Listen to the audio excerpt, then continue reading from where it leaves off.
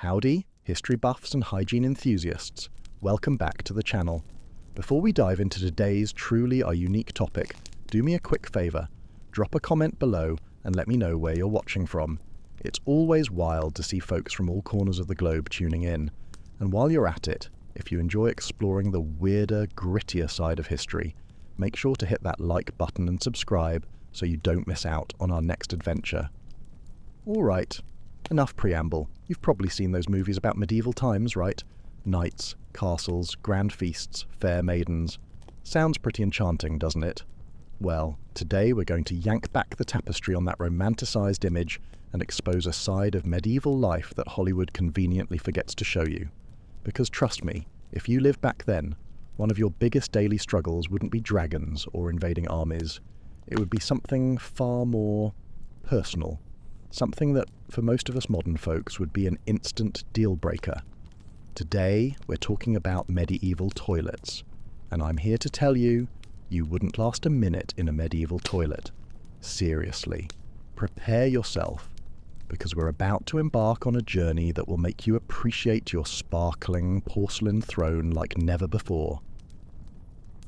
The unseen grime of the medieval world. A day in the life. The year is 1350. The sun is just a pale glow filtering through the perpetual haze of smoke that hangs over the town. A mix of cooking fires, blacksmiths' forges, and something far more organic. For a peasant like Alara, a girl of perhaps 10 winters, the world isn't about valiant knights or grand quests. It's about work, hunger, and an ever-present cloying stench. A smell so profound, so deeply ingrained in the very fabric of life, that most people are simply accustomed to it. It's the baseline, the background hum of the medieval world, an invisible cloak woven from 1,000 decaying aromas, wood smoke, stale ale, unwashed humanity, and the sickeningly sweet tang of refuse. To a modern nose, it would be an assault so immediate and overwhelming it would induce nausea. Life in the village of Oakhaven is a constant grinding battle against the elements and against the unseen tide of filth. From the moment Alara wakes, shaken from her slumber by the insistent crow of a rooster, or the grunting of pigs rooting just outside the thin wattle and daub walls of their hut, the dirt is there. The floor of their home is packed earth, uneven and gritty underfoot, impossible to truly clean. Dust motes, thick as snowflakes, dance in the weak light, filtering through the small, unglazed window openings and the smoke hole in the roof, illuminated only briefly before settling back onto everything.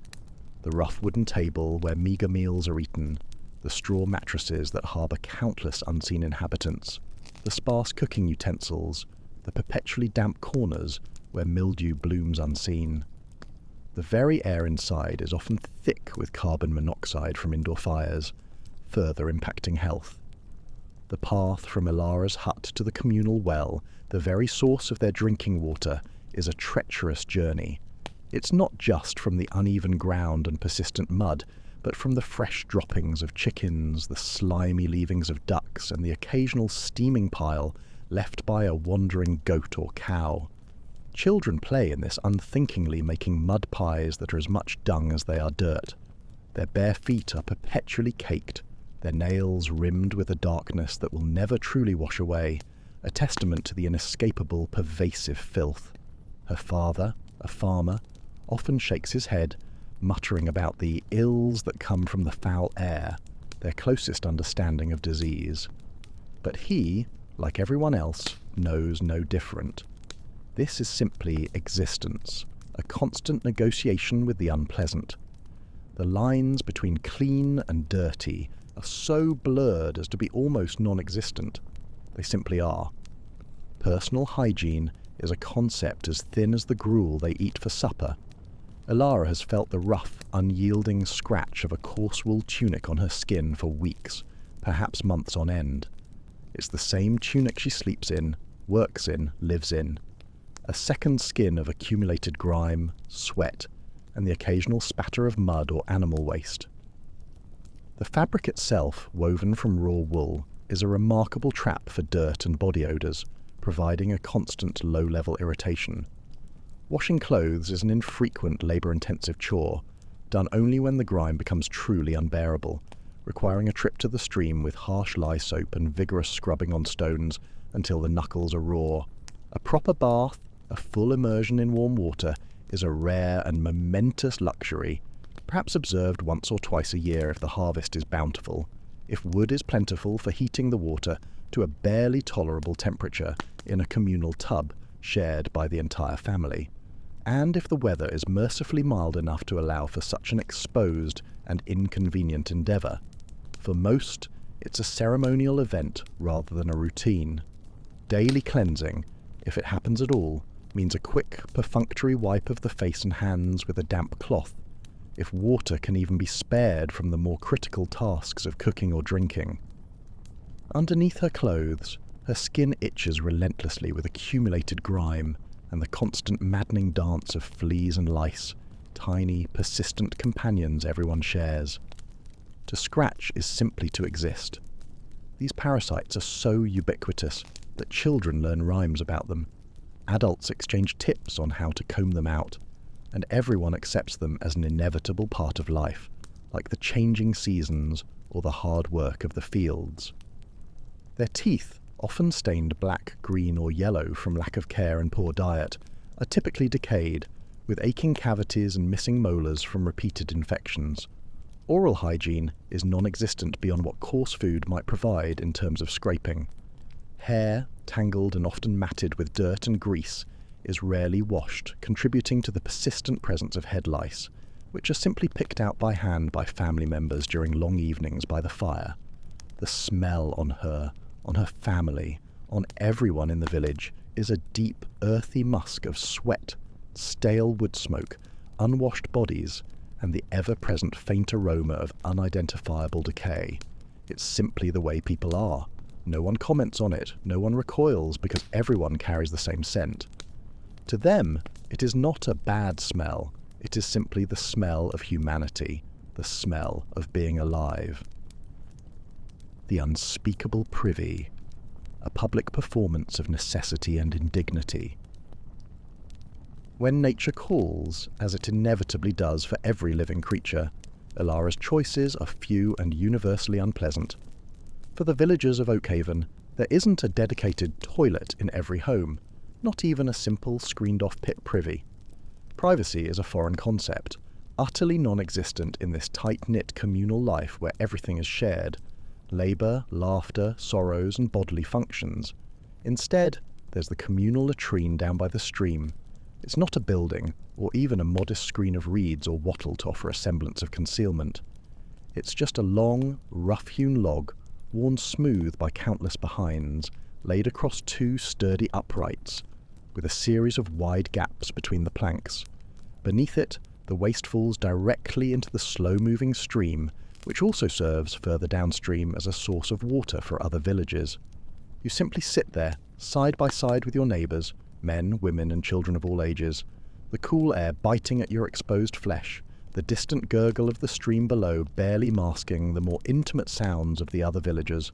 Conversations are held, gossip is exchanged about the latest marriage or crop yield, sometimes even a small business deal struck, all while people are engaged in their most private bodily functions.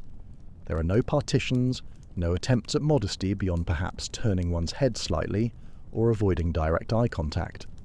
It's a stark, public performance of a fundamentally private act, a bizarre testament to the collective's tolerance for shared indignity. The smell from the latrine is a concentrated horror, a putrid miasma that makes even the toughest stomachs churn, a thick, nauseating cloud that seems to hang perpetually over the spot.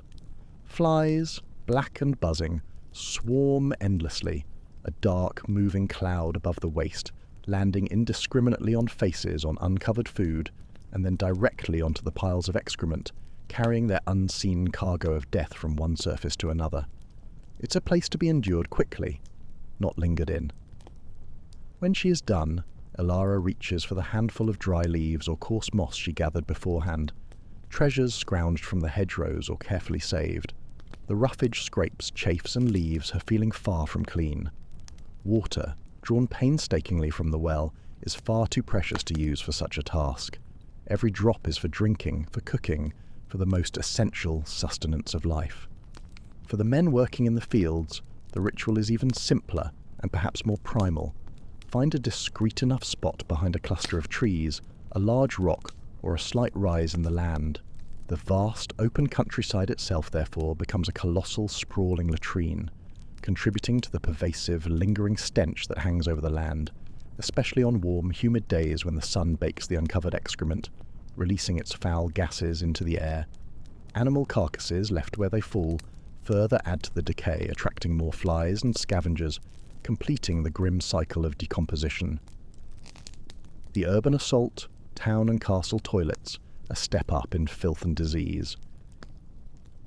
In the nearby market town, a place Alara visits only rarely, the situation is often worse. A microcosm of concentrated filth amplified by dense population and narrow confines. Here, the cramped, winding lanes are perpetually shadowed by tall, overhanging timber-framed houses, and the air is thick with the accumulated effluvia of hundreds, even thousands of people. Piles of household waste, kitchen scraps, and industrial effluvium from tanneries or slaughterhouses are often simply tossed into the street, forming mountains of decaying matter. While wealthier homes within the town walls might boast a rudimentary garderobe, a small enclosed stone shaft built into the thick castle or manor wall, often with a wooden seat, dropping waste directly into a cesspit or, famously, the moat. Even these are far from sanitary.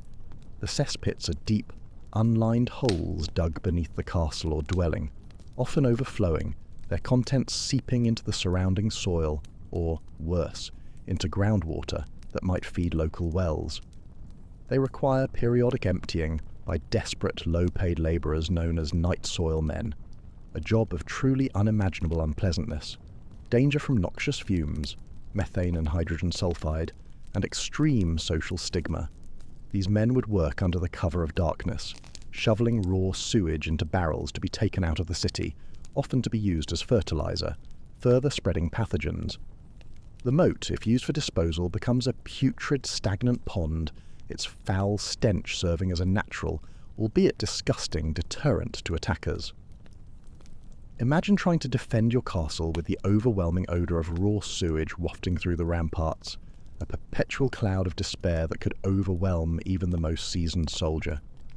But the common folk in the town live in houses packed tightly together, often with no land available for a private cesspit, let alone a garden or even a small yard. Most rely on a chamber pot at night. This simple, lidded ceramic or wooden pot sits by the bed, patiently collecting waste throughout the nocturnal hours. But come morning, that pot's contents are simply emptied out the nearest window, directly onto the street below. There's an unwritten rule, a brief, shouted warning.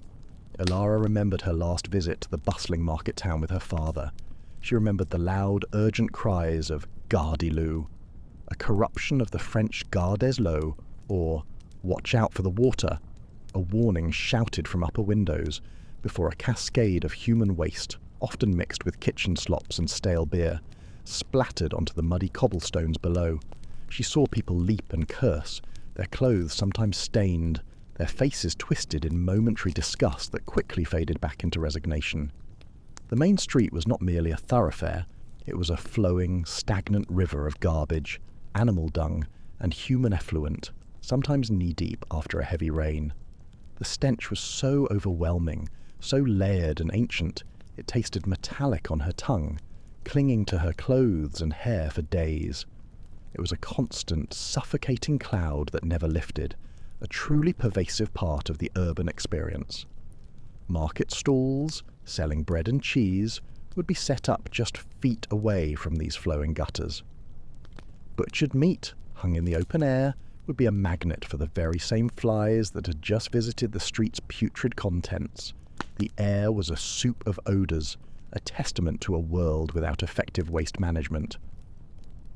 The invisible enemy, disease, death, and the great mystery. No one understands why so many fall ill. They speak of bad humours in the body being out of balance, or foul air rising from swamps or decaying matter, the miasma theory, or a punishment from God for collective sins. When pestilence descends, it is seen as a divine scourge, not a consequence of their living conditions. But Elara has seen the devastating effects with her own eyes. The sudden, agonizing cramps that double a person over, the violent sickness that empties the bowels in a relentless torrent, the bloody flux, dysentery, that weakens and ultimately claims countless lives, especially among the young and the old. She saw her baby brother waste away last winter, his small body racked with fever and constant diarrhea, his agonizing cries echoing in their tiny hut until silence finally fell. It was the same illness that had taken countless others in the village, leaving a trail of grief and unanswered questions, only to be met with fatalistic acceptance. The direct connection between the swarms of flies moving freely from the open human waste to the food left uncovered on tables, or the contaminated well water drawn from shallow sources easily polluted by runoff from fields and streets, is completely unknown. The very act of living, of drinking, of eating is a constant, terrifying gamble. Water is drawn from the same sources into which waste flows. Food is often handled with unwashed hands, cooked over open fires, and left exposed. The lack of clean, flowing water for sanitation, the casual, widespread disposal of human and animal waste into streets and waterways, the unwashed hands that prepare food and touch everything from livestock to infants. These are simply the accepted rhythms of life, unknowingly paving the way for the invisible enemy of disease. The fleas that jump from person to person, from rat to person, are just an accepted nuisance, a part of existence, not a carrier of deadly plague. When the Black Death swept through Europe in the mid-14th century, wiping out a third or more of the population in a terrifyingly short span of years, its true cause was a horrifying mystery, attributed to divine wrath or unfavourable planetary alignments, never to the tiny biting insects carrying Yersinia pestis from the ubiquitous rats. The notion that microscopic things, germs, could cause such widespread devastation, that simple cleanliness could prevent it, is a thought for a future so distant it might as well be magic. Doctors, if they exist at all, are more akin to philosophers, relying on ancient theories like the four humours, painful bloodletting, crude surgical procedures, herbal remedies, and superstitious incantations, utterly powerless against the unseen forces swirling around them. Life expectancy is tragically low, and childhood is a perilous journey, with many not reaching adulthood. A simple cut could lead to a fatal infection. A common cold could turn into deadly pneumonia. Elara's world is one where the very act of existing is a testament to extraordinary resilience, or perhaps simply to a profound lack of choice and knowledge. There is no escape from the smells, the dirt, the constant threat of illness. Her life, like the lives of everyone around her, is inextricably bound to the overwhelming, inescapable filth. And as the day ends, and she curls on her straw mattress, the itching begins anew, a reminder that even in sleep, the grime of the medieval world clings to her. It is a world where hygiene is a forgotten dream, and cleanliness a distant, unattainable luxury. A reality that would instantly break anyone from our time, plunging them into a sensory and pathological nightmare from which there would be no escape. A world where the most fundamental act of bodily relief is an act of sheer, visceral endurance. Welcome, weary traveller, to another unusually long and, dare I say, enchantingly slow journey into the past. This is boring history for sleep, though tonight we're aiming for a different kind of slumber, the kind where your mind drifts, not into unconsciousness, but into a state of blissful, quiet fascination. We're not just dipping our toes tonight, we're embarking on a leisurely, perhaps 2-hour stroll through the less trodden, wonderfully peculiar paths of the Middle Ages. Forget the dramatic clashing of swords, the grand declarations of kings, or the historically inaccurate Hollywood battles. We're here for the subtle hum of daily life, the quiet anxieties that buzzed like a trapped bee in a window pane, and the rather ingenious, and sometimes utterly baffling ways people manage to, well, not get into too much trouble, or if they did, how they navigated their way back to a pleasant, uneventful existence, perhaps with a newfound appreciation for the quiet life. Imagine, if you will, a time before screens glowed with endless information, before notifications pinged like agitated crickets, and before the incessant hum of traffic filled the air.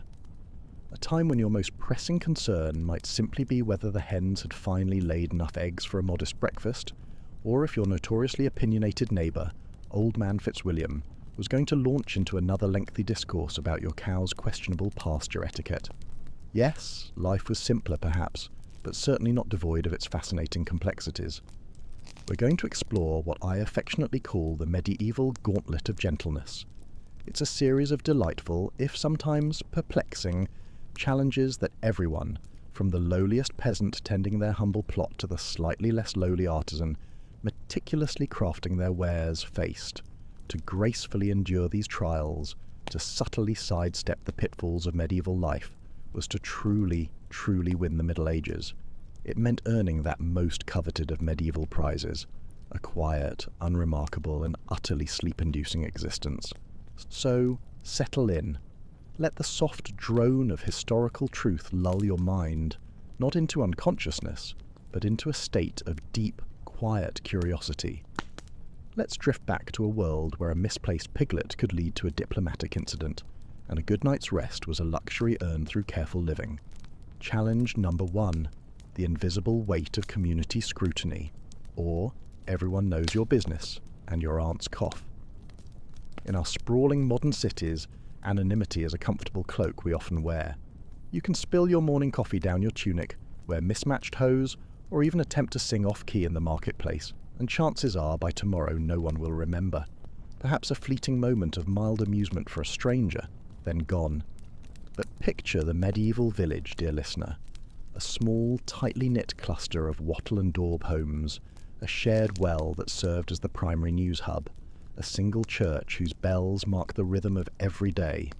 Everyone knew everyone, and by knew, I mean they knew your great-aunt's peculiar prophetic cough that always predicted rain, your cousin's unfortunate habit of whistling out of tune during harvest songs, and yes, every single one of your minor missteps, perceived or real. There was no escaping the gaze of your neighbours. Your reputation wasn't just a fleeting social media post you could curate or delete. It was the very air you breathed. It determined who would trade with you fairly, who would share a warm laugh by the communal hearth on a chilly evening, and whose children would be allowed to join your own in a game of stick and hoop. When someone erred, even slightly, there were no flashing lights, no dramatic pronouncements, and certainly no loud, attention-grabbing headlines.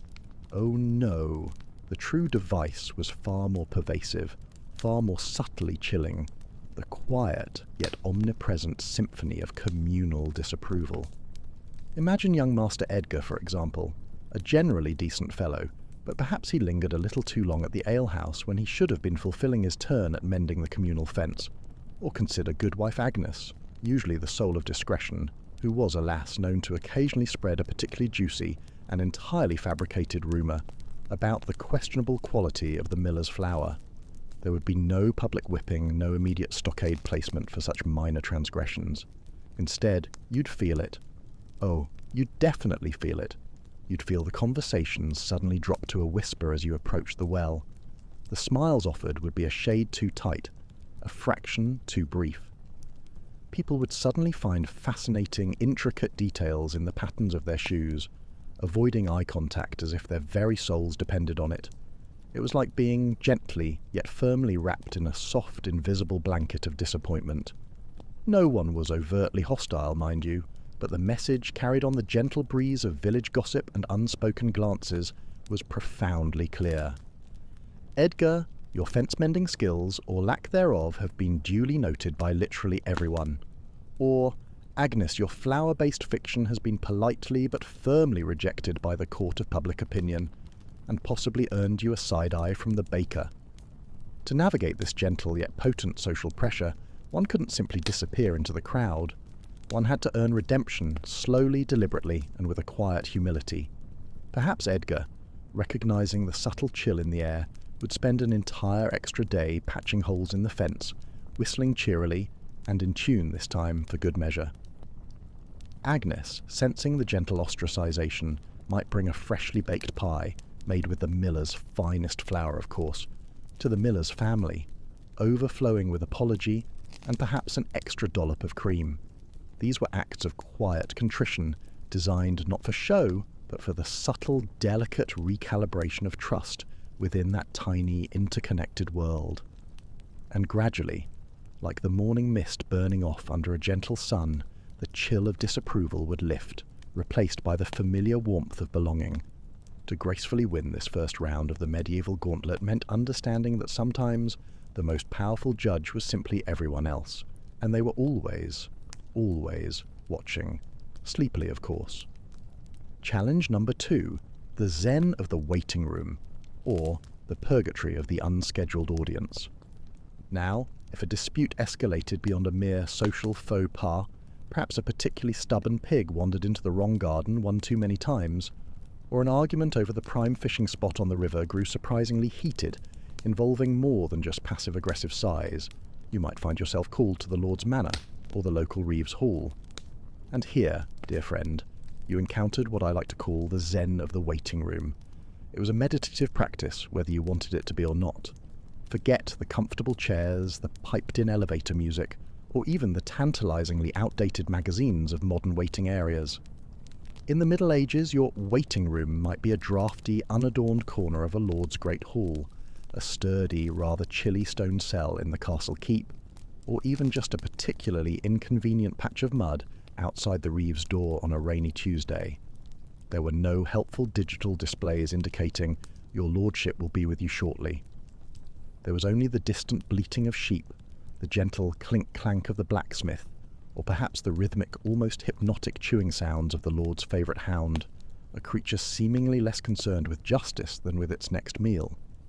The true device here was not physical discomfort, but the sheer, mind-numbing uncertainty and the exquisite, soul-testing lack of anything whatsoever to do. Days could stretch into what felt like weeks. Was the lord busy hunting a particularly cunning boar? Was he perhaps preoccupied with a new, unusually pungent shipment of French cheese?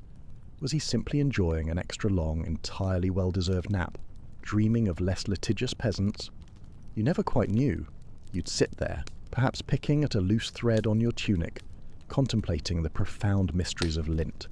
Your mind, dear listener, could become its own peculiar form of medieval torture, conjuring endless scenarios. Will it be a fine?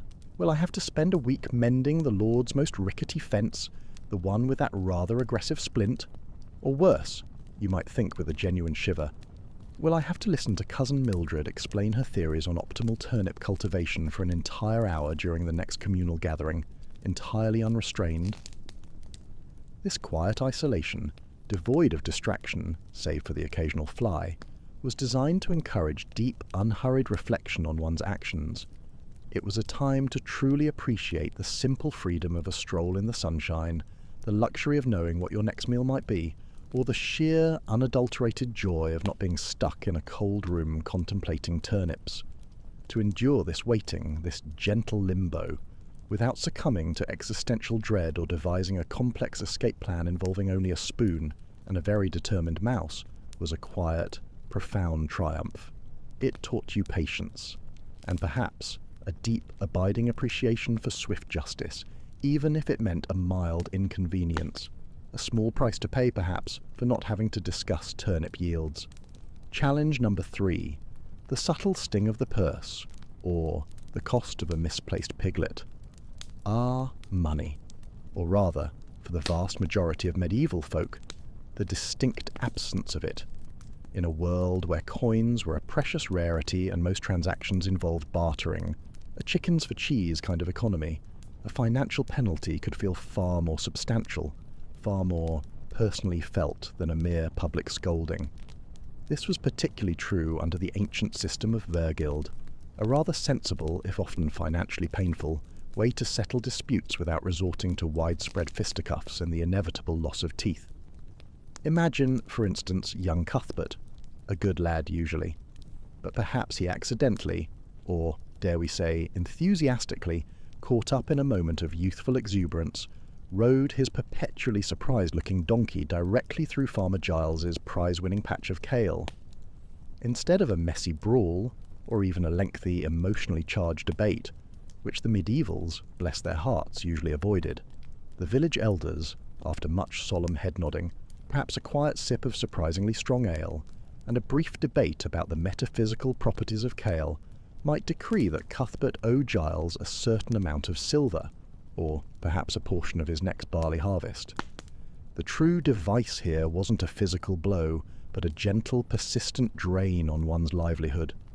That precious coin, that hard-earned sack of grain, represented weeks, if not months, of arduous work, honest sweat, and perhaps a cherished dream of acquiring a slightly less holy tunic, or maybe even a second, slightly more comfortable pair of shoes. Losing it meant a leaner season, tighter belts, and perhaps a few less treats for the children, who, of course, were always surprisingly aware of such financial nuances. It was a very practical lesson in consequences, and it wisely avoided a lot of unnecessary punching, which, let's be honest, saved on medieval dental bills for everyone involved. A strategic move indeed. The subtle humour here lies in the sheer, almost heartbreaking seriousness with which these minor financial setbacks were treated. A lost piglet was not just a lost piglet. It was a potential Wergild payment, a tangible disruption to the delicate economic balance of a household. To recover from such a setback, to patiently work off that debt by diligently toiling in the fields or meticulously crafting baskets for sale at the next market, was a profound demonstration of resilience. It proved you understood the true, quantifiable value of a kale patch, and perhaps the even greater value of ensuring your donkey was properly tethered, ideally with a very sturdy rope. It was a financial reminder that every action, even an accidental one involving a donkey and some particularly vulnerable vegetables, had its quiet, economic ripple, felt deeply within the modest confines of a medieval purse. Challenge number 4, the serene spotlight of public display, or a moment in the stocks for quiet contemplation. For those who committed truly minor infractions, perhaps a bit too much drunken singing in the marketplace, slightly off-key, at an ungodly hour, or, more egregiously, attempting to sell an ale that was suspiciously more water than ale, a truly heinous crime in any age. Wouldn't you agree, dear listener? Worthy of at least a stern, prolonged look. A particular, oddly serene form of public education was sometimes employed, the stocks or the pillory. Now, picture this with me, won't you? You, the slight transgressor, are gently secured in a sturdy wooden frame. Your head and hands, or sometimes just your feet, peek out for all to see, like a rather peculiar, slightly uncomfortable garden gnome. The sun might warm your face, or a gentle breeze might ruffle your hair. The actual physical discomfort was often minimal, perhaps just a mild crick in the neck from a slightly awkward angle, or the subtle ache of standing still for a prolonged period, which, after all, is something most medieval folk were well practiced in.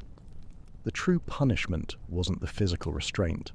Oh no, it was the profound stillness and the complete inescapable observation of your neighbours. They wouldn't often throw rotten fruit, mind you. That was usually reserved for more serious, more dramatic affairs, and frankly, who had perfectly good rotten fruit to spare in the Middle Ages anyway? Every apple had a purpose, even if that purpose was eventual cider. No, instead, people would simply go about their daily lives around you. They'd fetch water from the well, barter for chickens with animated gestures, discuss the surprising hardiness of this year's turnip crop, or complain about the stubbornness of their oxen. A few might offer a sympathetic nod, a gentle sigh of understanding, perhaps even a whispered, "There but for the grace of God goes I." Others might offer a slight, knowing smile, perhaps suppressing a private chuckle at your predicament. Children, with their boundless curiosity, might point with wide, innocent eyes, then quickly be shooed away by their parents. But mostly, life simply flowed on around your quietly contemplating self. It was less about violent humiliation and more about public introspection, a quiet, extended time out, where you were encouraged to ponder the error of your ways while the village debated the merits of the new baker's bread, or the most efficient way to shear a particularly woolly sheep. To endure this quiet scrutiny, to accept your brief, perhaps slightly awkward moment in the public eye, and to emerge with a renewed commitment to say, only drinking good, unwatered ale, and perhaps taking singing lessons, was a clear sign of true character. It was a gentle public nudge back towards the path of appropriate medieval conduct. proving that even a moment of quiet immobility could be surprisingly effective. And, let's be honest, it gave the villagers something to subtly talk about for the rest of the week, which was always a bonus in an age before reality television. Challenge number 5, the labyrinth of litigation, or where did that parchment go? No, not that one, the other one. If you found yourself embroiled in a truly complex dispute, perhaps about a mysteriously shifting boundary line that seemed to wander with every passing season, possibly due to mischievous gnomes or just erosion, or a family inheritance that became tangled like a ball of yarn after a particularly playful and slightly chaotic kitten got hold of it, then, dear listener, you entered the labyrinth of litigation. Prepare yourself, not for an adventure of daring deeds, but of bureaucratic whispers, endless waiting, and a surprising amount of dust. Imagine, no clear forms, no helpful government websites with neatly organised FAQs, no efficient civil servants ready to assist. Just a bewildering series of hushed conversations in drafty halls, a humble plea to the local lord, who is often more interested in his prize falcons than your legal woes, unless the dispute involved, say, a falcon-related property dispute, and perhaps a few carefully chosen gifts. And by gifts, I mean a fine goose, a bolt of good linen, never a bribe, of course, merely a token of sincere esteem for the Lord's invaluable wisdom and time. The ultimate device here was the glacial pace of it all. Cases could drag on for months, sometimes even years. There were no deadlines. Documents were scarce, often written in crabbed Latin that few truly understood, even the scribes who copied it. And witnesses? They were frequently unreliable, often having conveniently gone on a pilgrimage, or simply feeling poorly on the day of the hearing, which was strangely common around difficult legal proceedings. You'd spend countless hours waiting for the Lord's convenience, for the moon to be in the right phase, for the stars to align, or for someone to finally remember where that particular old parchment was buried under a pile of forgotten tax records and last year's harvest reports. It was a test of patience that would try the soul of a saint, and probably make a less patient person want to politely set fire to something, perhaps a small, unimportant haystack, just to express mild frustration. And the outcome? Often a compromise, a splitting of the difference, reached only after everyone was thoroughly exhausted, slightly poorer from all those tokens of esteem, and desperately wishing they'd just shared the fishing spot to begin with. To navigate this legal fog, to keep your temper from fraying like an old rope, and to emerge with even half of what you initially thought was rightfully yours, was a true testament to medieval fortitude. It was perhaps a sign that you were destined for a career in what we now call conflict resolution, but practiced in a much, much slower and infinitely dustier fashion. A true art form, wouldn't you say? Challenge number 6, the ethereal grip of the oath, or God's witness and your neighbours too. In a world where most people couldn't read or write, before intricate legal contracts filled with tiny clauses and sub-clauses, a person's word wasn't just important, it was the bedrock of society. And when that word was given under oath before God and community, it transformed into an incredibly powerful, utterly invisible device of justice. Imagine, if you will, a serious accusation. Perhaps someone's prize cow, Bertha, had mysteriously vanished, and suspicion fell upon a neighbour who happened to own a particularly hungry and suspiciously well-fed dog. Instead of lengthy investigations, sometimes the accused would be asked to swear an oath of innocence, often with oath helpers, respected members of the community, who would also swear to the accused's good character. The device here wasn't physical, but deeply spiritual, social and psychological. To break an oath was to risk not just human judgment, but terrifyingly divine wrath. It was a prospect that sent shivers down the spines of even the bravest knights, let alone a simple farmer whose eternal soul, and whose standing in the village, which often felt just as important, hung in the balance. The pressure to tell the absolute unvarnished truth was immense, and for the oath helpers to swear for someone they knew to be lying. Unthinkable. Such an act would brand them as perjurers, inviting the same divine displeasure upon their own heads, and perhaps a few less invitations to the highly anticipated village feast. So, the combined weight of the collective conscience, The very real fear of eternal damnation and the quiet, knowing judgment of your neighbours ensured that oaths were taken very, very seriously indeed. Bertha's fate and your reputation rested on this invisible yet unbreakable bond. To stand firm, speak truth, and maintain your honour under such immense invisible pressure was to achieve a quiet, profound victory over deception itself. It was a testament to the power of belief and the truly fascinating ways in which a simple promise, uttered solemnly, could hold an entire society together. It really makes you think about how many promises we make today without a second thought, doesn't it? Perhaps we could all benefit from a medieval oath-taking ceremony now and then. Challenge number 7, the unexpected humours of the ordeal, very gently interpreted, of course. Now, dear listener, this is where history can sometimes sound a little less gentle. But fear not, we are focusing on the idea of it, the profound psychological aspects, rather than anything remotely uncomfortable or, heaven forbid, dramatic. In some medieval legal systems, particularly in earlier, less document-heavy periods, when human evidence was murky, people sometimes resorted to trial by ordeal. We're not talking about anything remotely harmful here, merely the psychological ordeal of facing the unknown, and the sheer, almost theatrical belief in divine intervention. Imagine a situation where there was no clear witness, no definitive proof. Perhaps 2 villagers both claimed ownership of the same remarkably stubborn goat Bartholomew, who possessed an uncanny talent for appearing wherever he was least wanted.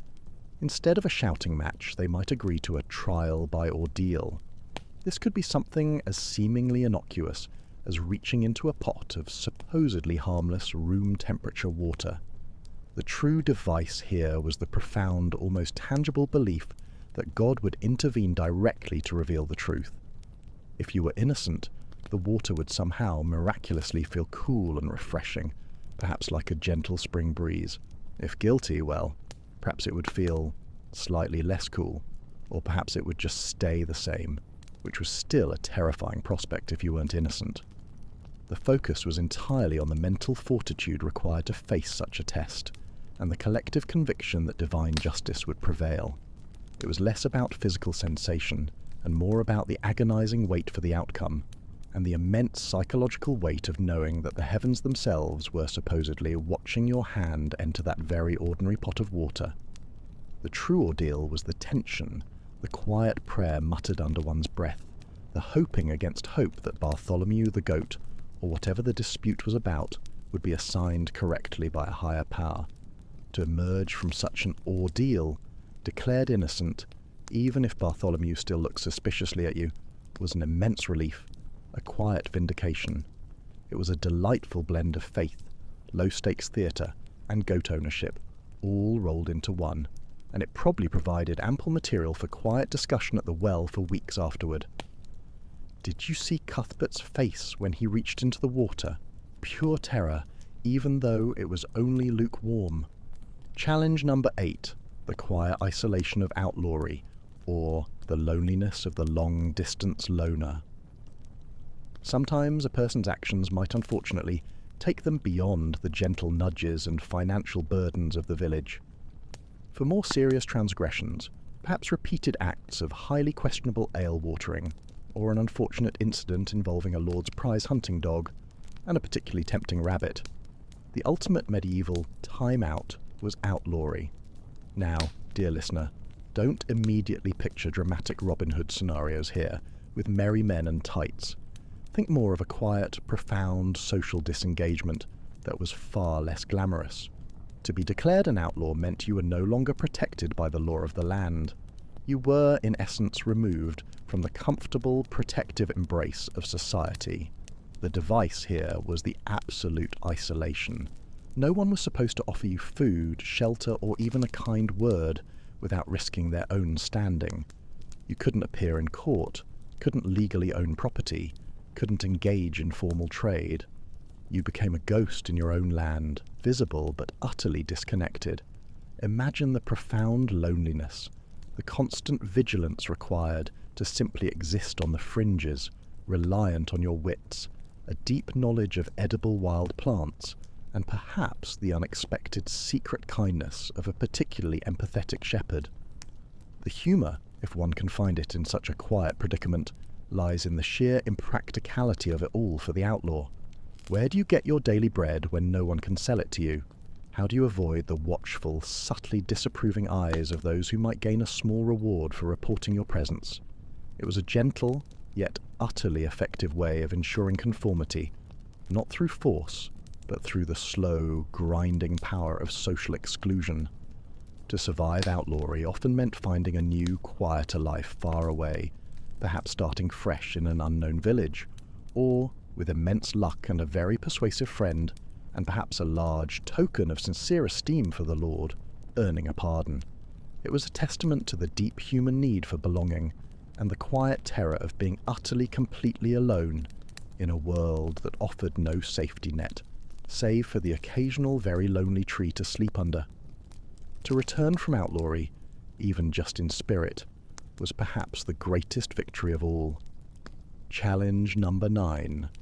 The gentle nudge of pilgrimage, or a long walk to clear your head and soul. Sometimes when one sought to atone for sins, real or imagined, or simply desired spiritual guidance, a change of scenery, or a quiet escape from old man Fitzwilliam's complaints about one's cow, the church offered a unique device, the pilgrimage. This wasn't a punishment in the traditional sense, but it often functioned as a form of self-imposed gentle penance, or a way to seek a fresh start, a quiet reboot for the soul. Imagine a long, slow walk, perhaps for weeks, months, or even a year, to a distant holy site. No comfortable carriages, no express trains, no GPS navigation. Just your sturdy medieval feet, your thoughts for company, and the vast, open, often muddy road. The device here was the physical exertion and the profound contemplation. Every blister on your foot, every aching muscle was a small offering, a quiet meditation on life's journey. You'd meet fellow pilgrims, a fascinating mix of characters, some deeply devout, others just looking for an adventure or a good story, share simple meals cooked over a small fire, and perhaps engage in profound philosophical discussions about the best way to avoid particularly deep puddles. It was a journey of internal discovery as much as external distance. The humour, for us looking back, might lie in the rather mundane challenges that punctuated these epic spiritual journeys. Deciding which vaguely defined path to take at a confusing crossroads, finding reliably clean water, a medieval quest in itself, enduring the endless small talk of fellow travellers who had very strong opinions on everything, or simply wondering if you had packed enough spare sandals for the entirety of, say, a journey to Rome, to complete a pilgrimage, to return to your home village weary but spiritually renewed, and perhaps with a few new walking stories, was a significant achievement.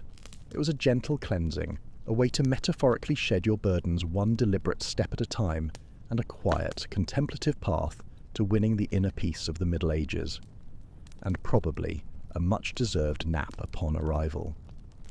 The 10th, hidden challenge, the whims of the weather, or why medieval farmers were always so anxious. We've talked about human-made challenges, but perhaps the most universally felt, yet utterly uncontrollable, device of the Middle Ages was the weather itself. It dictated everything, from the feast in your belly to the very roof over your head.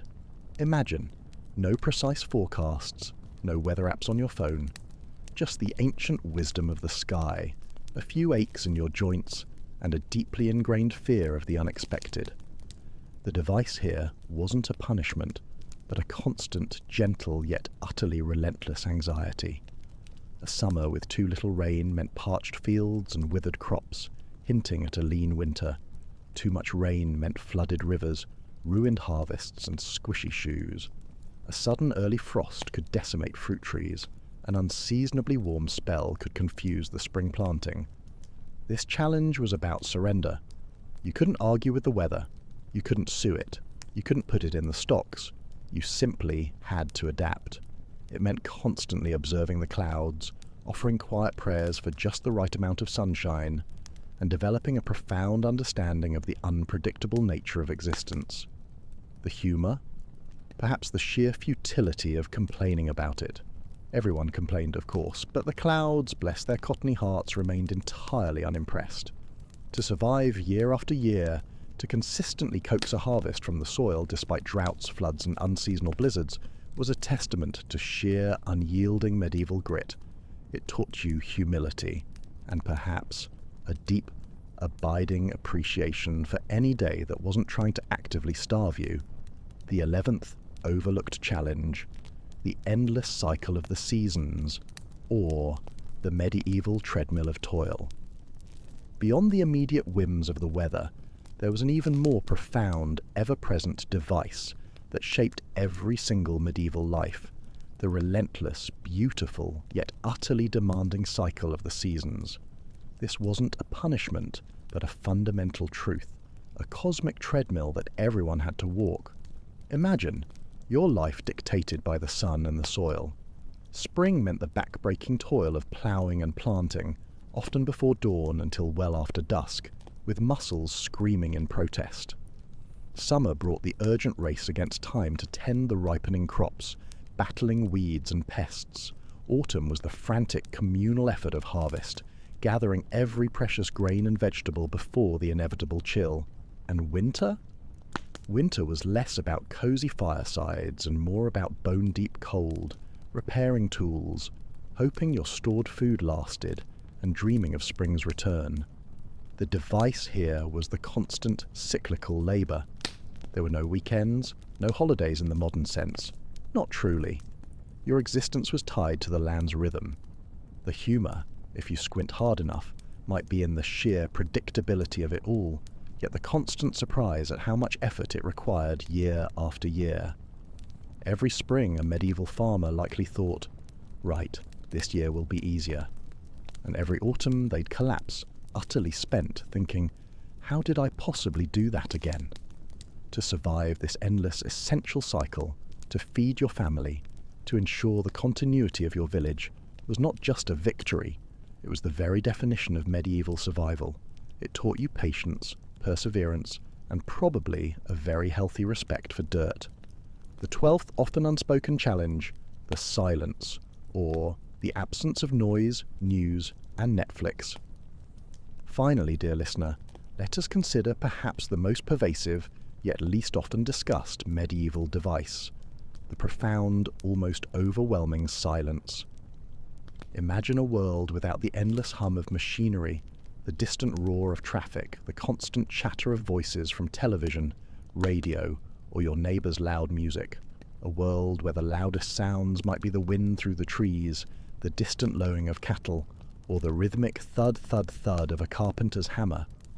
News travelled at the speed of a walking man or a trotting horse, meaning days or weeks for even local happenings, and months for anything truly distant. Entertainment was what you made yourself. A story by the fire, a simple song, the company of your actual in-person neighbours. The device here was the unrelenting quiet, and the absence of instant information. This forced an internal focus, a reliance on local gossip for news, and a deep appreciation for the rare visitor who brought tales from afar. It meant your imagination had ample room to roam, but also that anxieties could fester in the stillness. The humour, perhaps, lies in imagining how utterly baffled a modern person, addicted to constant stimulation, would be. "What do you do all day?" they'd ask, horrified. And the medieval person would blink slowly. "I work, I eat, I sleep, I listen to the wind. What else is there?" To exist in this quiet, to find contentment in its slow pace, was a victory over restlessness itself. It fostered introspection, observation, and probably a truly excellent ability to hear a mouse rustling in the straw.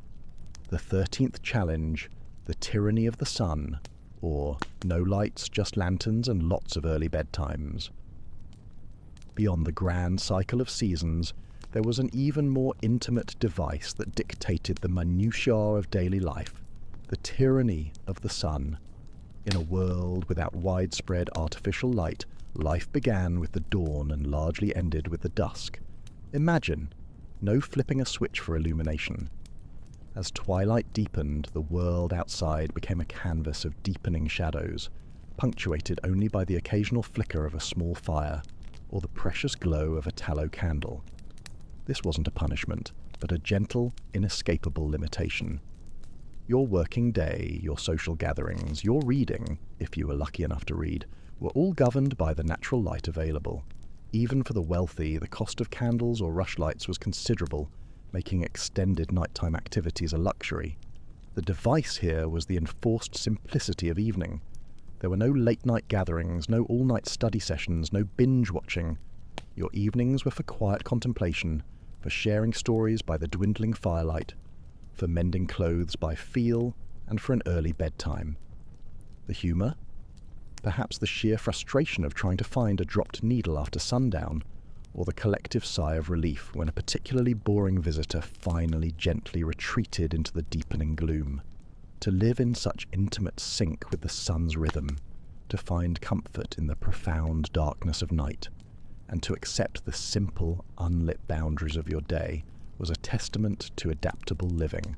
It taught you to make the most of every sunlit moment, and to appreciate the comforting, if somewhat restrictive, embrace of the early medieval night.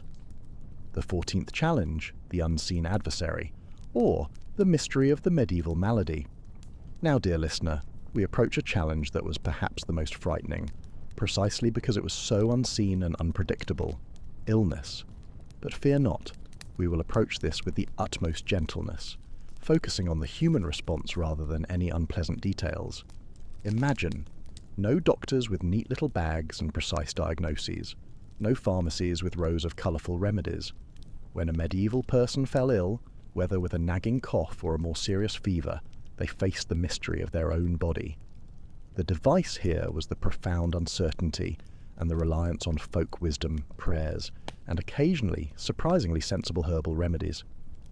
People understood that life was fragile, a brief candle in the wind. The challenge wasn't just the illness itself, but the process of confronting it. You'd rely on the wisdom of the village elder, the local wise woman, or the comforting words of the priest. Remedies might involve poultices of herbs, quiet rituals, or simply rest and warmth. The humour, perhaps, lies in some of the more elaborate theories about what caused illness. Bad air, imbalanced humours, a displeased spirit from the nearby woods, all approached with earnest conviction. To endure sickness, to put your faith in a simple brew of boiled herbs, and to gently recover, or quietly succumb, was a constant lesson in humility and acceptance. It taught you the value of good health, a strong constitution, and perhaps a quiet prayer that old man Fitzwilliam wouldn't insist on trying his special turnip poultice on your ailment. The 15th challenge, the weight of illiteracy, or a world written on the wind. In our current age, where words surround us like leaves on a tree, it's almost impossible to imagine a world where the vast majority of people could neither read nor write. Yet, for most medieval folk, this was their reality. This lack of widespread literacy created a unique, pervasive device, the weight of illiteracy. Imagine, no letters from distant relatives, no written news. Laws were proclaimed by heralds, stories passed by word of mouth, and contracts were often sealed with a handshake or a witness. The device here was the absolute reliance on memory and oral tradition. Every important detail, every agreement, every family history had to be carefully memorized and faithfully passed down. The challenge wasn't a punishment, but a constant mental exercise. You learned by listening, by observing, by doing. Gossip became the primary form of news, often embellished, sometimes wildly inaccurate, but always fascinating. The humour? Perhaps the sheer absurdity of trying to settle a complex land dispute when nobody could simply read the ancient deed, relying instead on a very old man's recollection of what his grandfather said the boundary was. To navigate a world written on the wind, to remember what needed to be remembered, and to trust the spoken word above all else, was a quiet testament to a different kind of intelligence. It taught you active listening, a phenomenal memory, and perhaps a slightly enhanced ability to interpret dramatic gestures. The 16th challenge, the art of bartering, or the gentle dance of negotiation. In a world largely devoid of readily available currency, Another constant device shaping daily life was the art of bartering. This wasn't a punishment, but a continuous, often quite intimate challenge of negotiation and personal interaction. Imagine, you need new shoes, but you have no coins. You have, however, a surplus of excellent eggs and a particularly robust chicken. So, you approach the cobbler.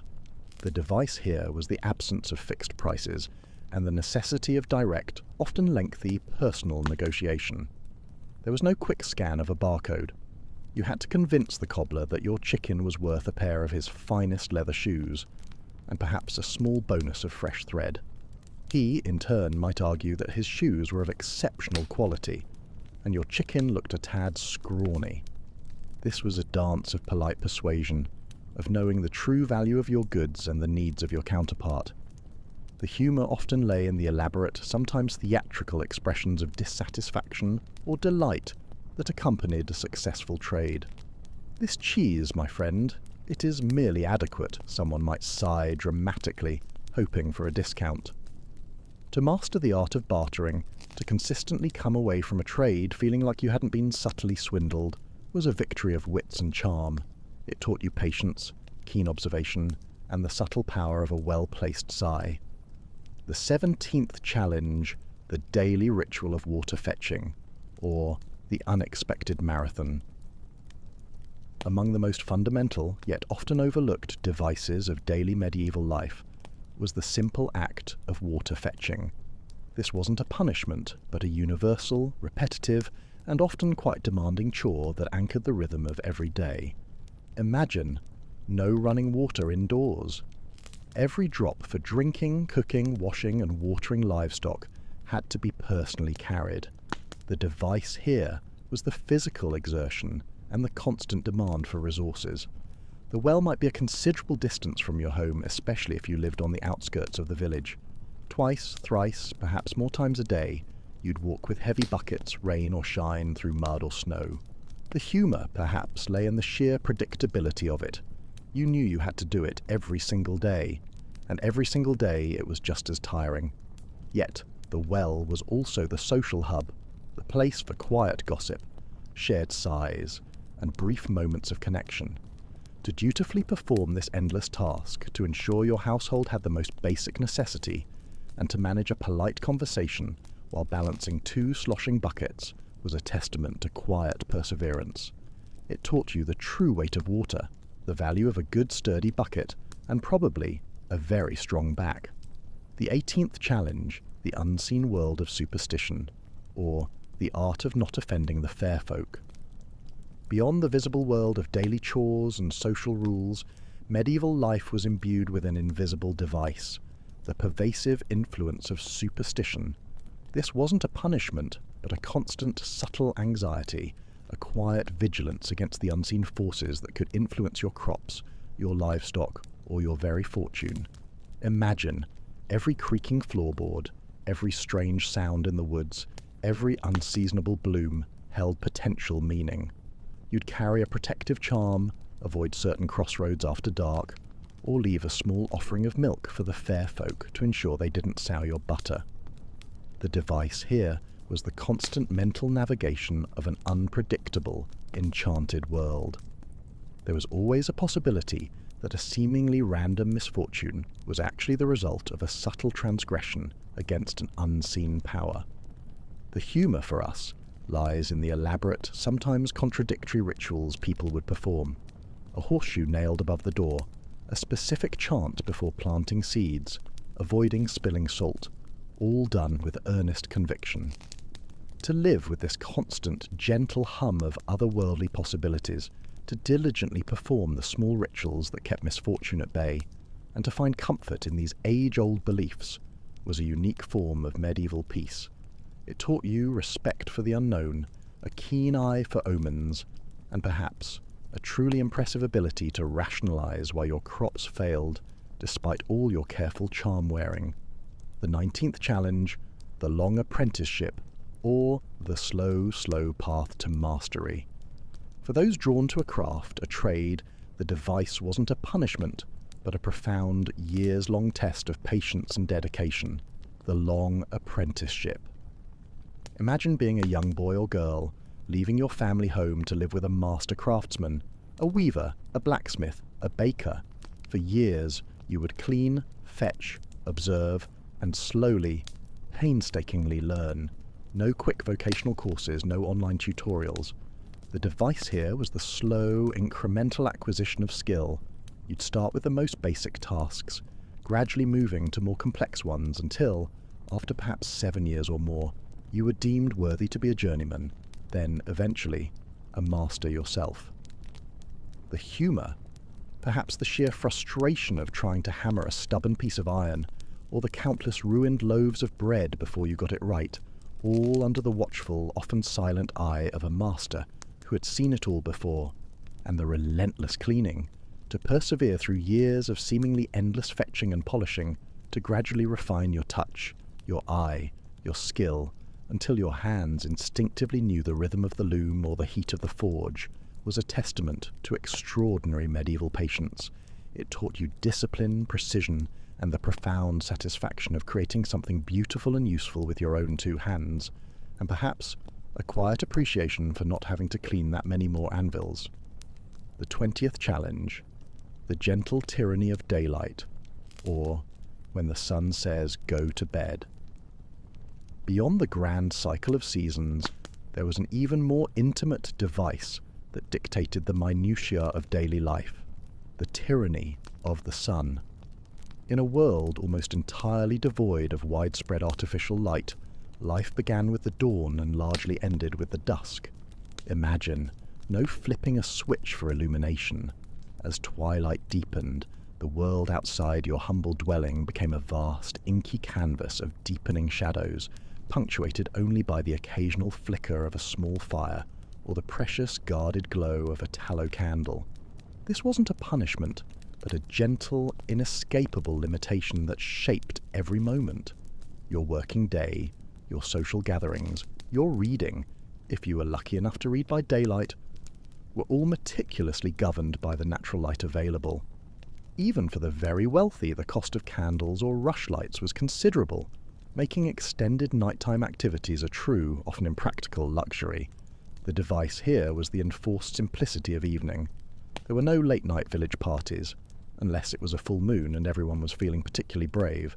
No all-night study sessions fueled by strong coffee, which didn't exist. No hours spent binge-watching historical dramas.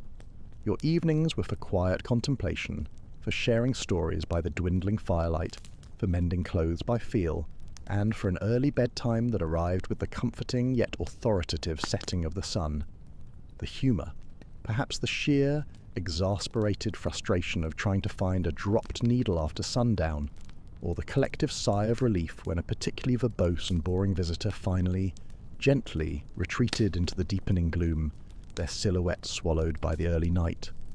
To live in such intimate sync with the sun's rhythm, to find contentment in the profound darkness of night, and to accept the simple, unlit boundaries of your day was a testament to adaptable living.